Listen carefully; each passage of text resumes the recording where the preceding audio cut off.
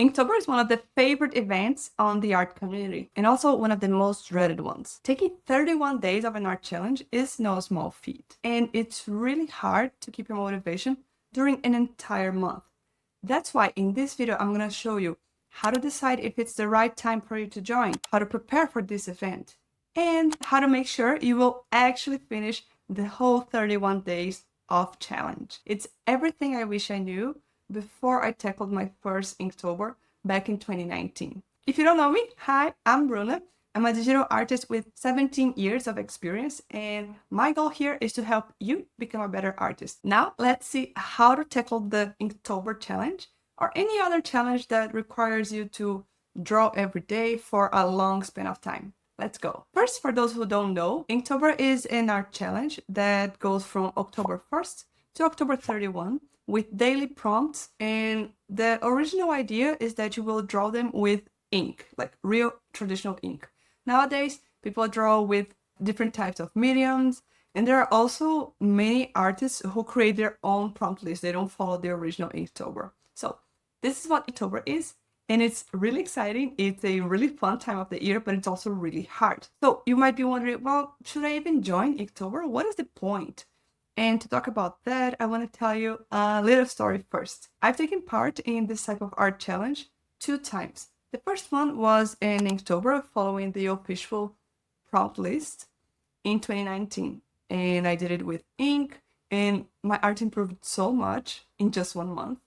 And then in 2023, I decided to create a challenge for myself of creating 100 finished paintings of fan art.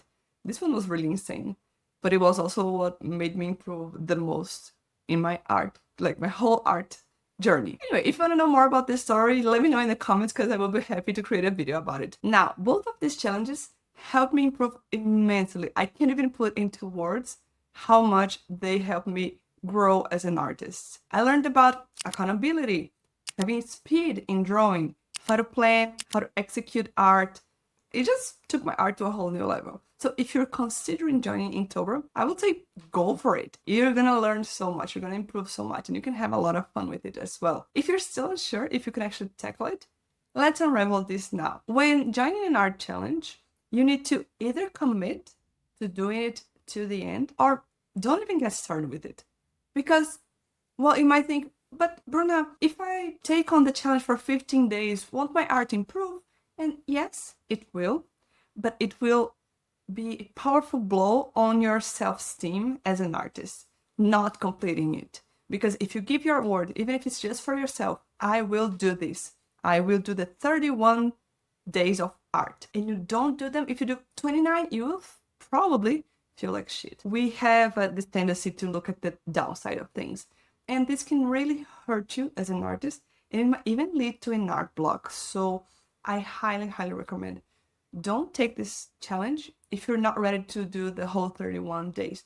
Now, of course, it depends on each person. So if you know, no, Bruna, I'm not gonna be affected by it, then be my guest. You can do however you want. From my experience and from seeing how students deal with it as well, when we don't follow through our word, we usually feel really bad about it. So the first thing you need to think is, do you really want to do this? Are you really committed to do it and to finish this challenge? You honestly only need 30 to 60 minutes a day to finish the challenge, so it's not even that much of work. It depends on how much complexity you want to add to it. Sometimes we see those gorgeous, incredible masterpieces on Instagram and want to do the same, but that's not the goal here. The goal here is just to make 1 drawing a day, and it can be something simple. It doesn't really matter. You don't have to spend 5 hours on it. Just you do you, you know? Do your thing. And when you plan out properly, like I'm going to talk about in this video, you will be set up for success. So after you have decided, yes, I want to do it, I want to go for it and join Inktober this year. Now, it's time to start the preparations. There are 3 steps that you need to take during the preparation phase. The first step is you need to make some decisions. You need to choose if you're gonna follow the official prompt list or not. You can find other types, like other Drawtober, Ringtober, all sorts of Tober in October. Just choose one and stick with it. You don't have to follow the official Inktober list. There are some challenges that have less prompts, like 15 prompts, so you can do every other day, or 4 prompts in the month and you can do 1 per week. It's up to you. You know how much time you have available, and choose something that you know you can do from start to finish. This is also the time to choose what medium you're going to use. Is it going to be ink or pencil, watercolor, digital art? Just decide on what you're going to do and stick with it. If you don't have much time, choose something simpler and that you're really used to doing, that is inside your comfort zone. The second step in preparation is to take a couple of minutes and analyze your schedule.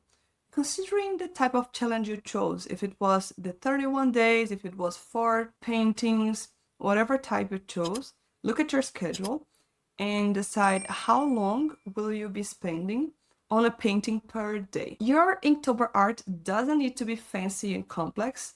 It's more about committing to the practice. So even if you have only 30 minutes or 1 hour, however long you have to finish this, just plan it out and set it on your schedule, because what doesn't get scheduled doesn't get done. Set aside a time for it, a time block to do your challenge.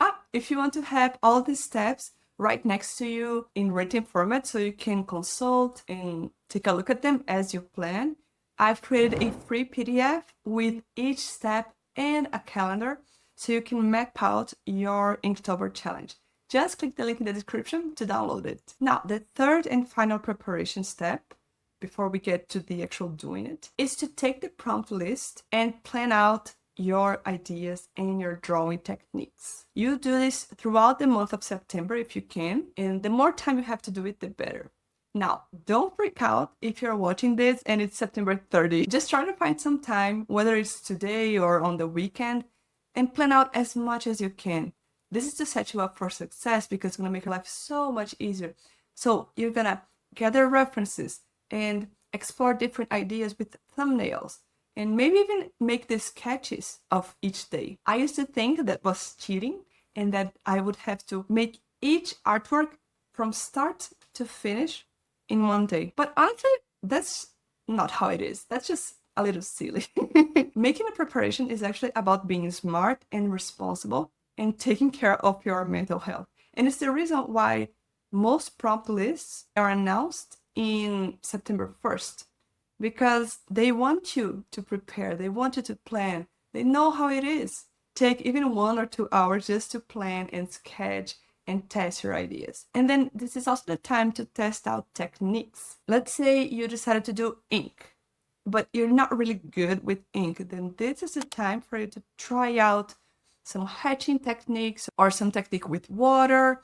You need to just test the techniques before it's time to make the actual artworks, because when it's time to do them, you don't want to be thinking too much about what process to use and how to do it. You need to have this already decided, okay? Once you have followed all the 3 steps, planning your schedule, choosing your prompt list, and planning out your artworks, you'll be set up for success and your challenge will be a breeze. Now, how do you actually finish this challenge? There are some tips and tricks that I wish I'd known much earlier in my journey. Now that I've learned it through pain, I want you to learn through my mistakes and my experience, so you don't have to suffer like I did. The first tip is that on the days that you have more time, do more work. And it sounds easy and simple, but I want you to really pay attention to this. This is really important. On my first Inktober, the more time I had on a day, the more time I would spend on the painting of that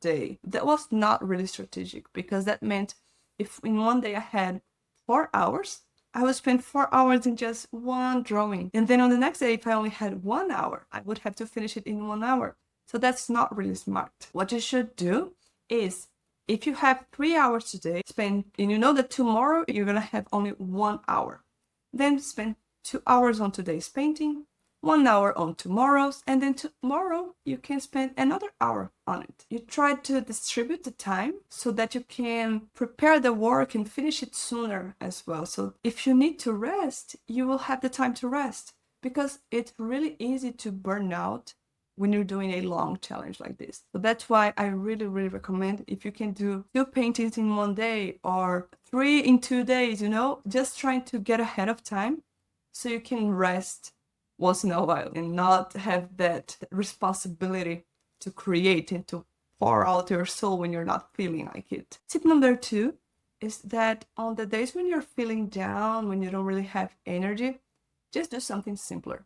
Even if you had planned a really complex piece, if you're not in the right wavelength to do it, if your energy is really low, don't force yourself. Just do something really simple, really within your comfort zone, that's not gonna hurt you too much, that you can finish really quickly as well. So on the days when you're not feeling really well, just do something simpler. It'll be much worse if you let yourself burn out and then you cannot finish the challenge. Just do the small stuff when you need to. Tip number 3 is to have fun. And seriously, guys, I can't stress this enough. This event is for fun. Yes, you want to improve. Yes, you want to connect with other artists. You want a lot of stuff, but you want to have fun first and foremost. This is the most important part.